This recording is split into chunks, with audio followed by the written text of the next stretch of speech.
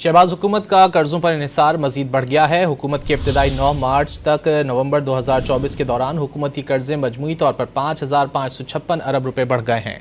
State bank की दस्तावेज के मुताबिक हुकूमत का फरवरी 2024 में मकामी कर्ज 42,675 अरब रुपए और गैर मुल्की कर्ज 22,134 अरब रुपए था, जबकि नवंबर 2024 में हुकूमत का मकामी कर्ज 48,585 अरब और गैर मुल्की कर्ज 21,780 अरब रुपए हो गया।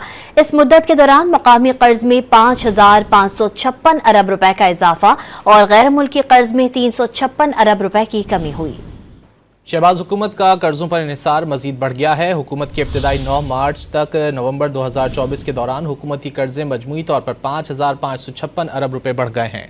स्टेट बैंक की दस्तावेज के मुताबिक हुकूमत का फरवरी 2024 में मकामी कर्ज 42,675 अरब रुपए और गैर मुल्की कर्ज 22,134 अरब रुपए था, जबकि नवंबर 2024 में हुकूमत का मकामी कर्ज 48,585 अरब और गैर मुल्की कर्ज 21,780 अरब रुपए हो गया।